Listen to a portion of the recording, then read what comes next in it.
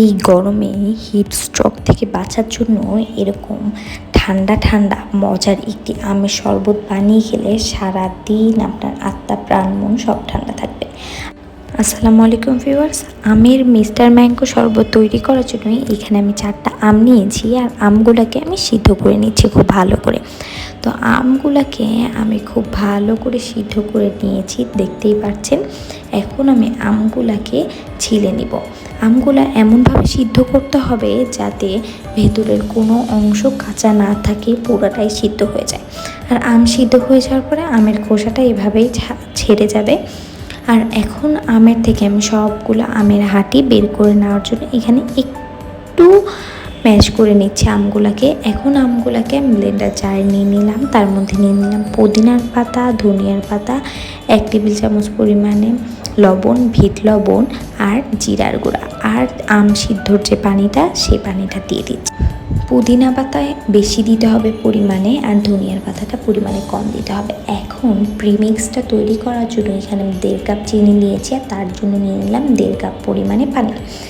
সমস্ত কিছু দিয়ে ভালো করে খুব নাড়াচাড়া করে এখন আমের যে পেস্টটা তৈরি করে রেখেছিলাম সেই পেস্টটা দিয়ে দিচ্ছি। পেস্টটা দিয়ে খুব ভালো করে নাড়াচাড়া করে নিচ্ছি। আর এখন দিয়ে দিচ্ছি একটু ফুড কালারটা দিলে একটা ন্যাচারাল ভাইব আসবে।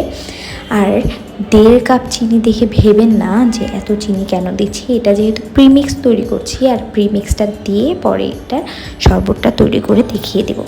আর জালটা বন্ধ করে নামানোর 2 মিনিট আগে আমি 2 টেবিল চামচ পরিমাণে লেবুর রস দিয়ে দিচ্ছি।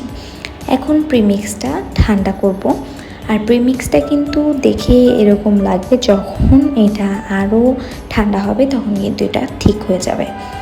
তো দেখেন এখন আমি শরবতটা তৈরি করে নিয়েছি, তার জন্য নিয়ে নিলাম আইস কিউব, তার মধ্যে দিয়ে দিলাম চিয়া সিডস আর লেবু কিছু স্লাইস দিয়ে দিচ্ছি, আর যে প্রিমিক্সটা তৈরি করে রেখেছিলাম সেই প্রিমিক্সটা দিয়ে দিচ্ছি, আর দিয়ে দিচ্ছি পানি।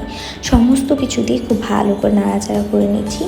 আর এই আমের মিস্টার ম্যাঙ্গো শরবতটা খেতে অনেক বেশি মজা হয়। আর এখন যেহেতু অনেক বেশি গরম, সেহেতু এটা আপনারা বাসায় তৈরি করে খেতে পারেন। জিরা, পুদিনা পাতা, ধনিয়ার পাতা সব কিছু কিন্তু গরম থেকে রক্ষা করে।